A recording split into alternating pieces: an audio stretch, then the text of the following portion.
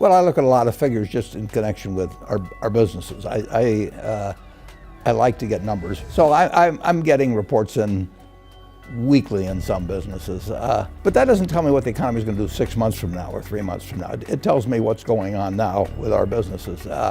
And it really doesn't make any difference in what I do today in terms of buying stocks or buying businesses, what those numbers tell me. They're interesting, but they're not guides to me. If we buy a business, we're going to hold it forever. So we're going to have good years, bad years, in between years, maybe a disastrous year some year. And we care a lot about the price. We do not care about the next 12 months.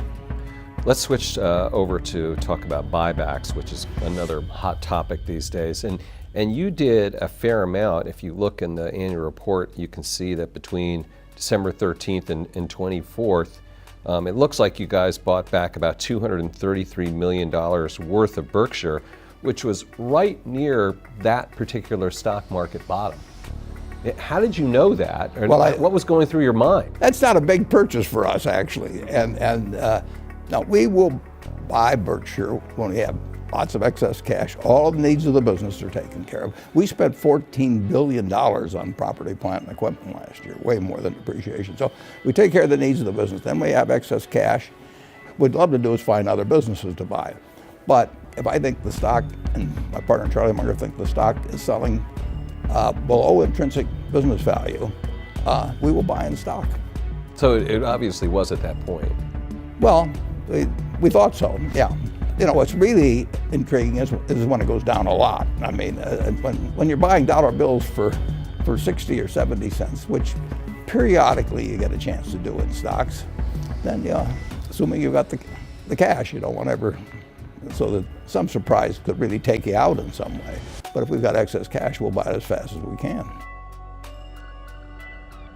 It has two objectives with the economy. One is to make sure that this marvelous goose we have keeps laying more golden eggs. And then I want a president that also feels that if GDP is $60,000 per capita in the United States, that nobody should get left behind. We've got a market system that works marvelously in turning out more goods and services, better ones, year after year. I've done it all through my life.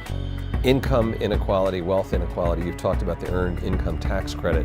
Is there more to it than that? Should we adjust tax policy? It seems to be going the other way right now. Well, it is going the other way. I think the earned income tax credit is the best way to put money in the pockets of people that don't fit well into the market system, but that are perfectly decent citizens and that have made a good bit of the success, something like I've had with Berkshire or something possible. It wouldn't have happened without the America we have.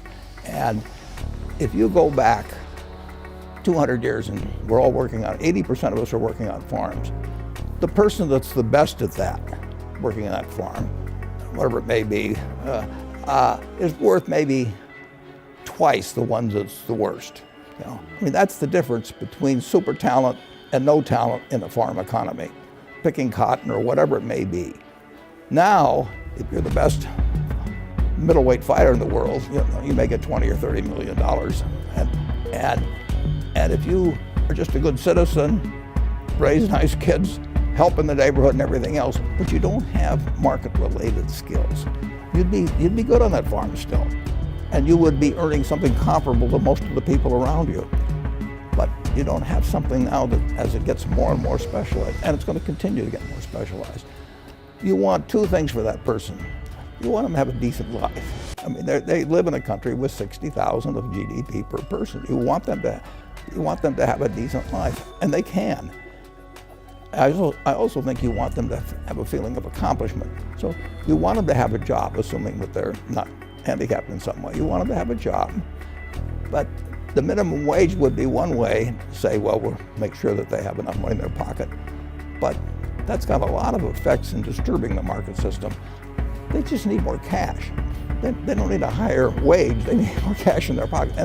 And the government, at a relatively low cost, can provide a decent living for anybody that's working 40 hours a week and has a couple of children. And you want them to feel part of the system, and you want to have them get, as more and more of these golden eggs are laid, you want them to get a little more of their share.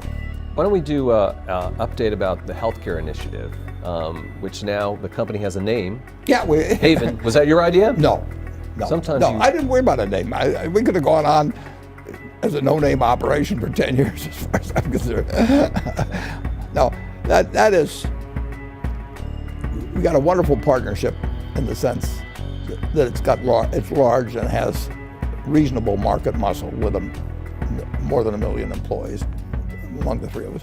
We've got 3 CEOs that can make things get done in organizations that are so big that normally they would get very bureaucratic. If you tried to do this with many big companies, you'd have legal weighing in and public relations weighing in. We don't have any of that stuff.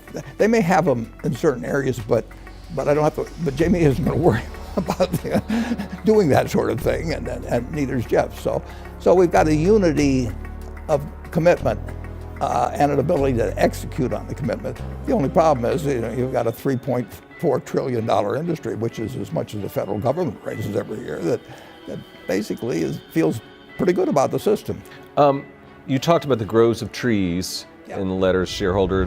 One was the third grove, which was sort of the in-between stakes. The equity interest. Yeah, is it the case that those are sort of not the healthiest grove of trees?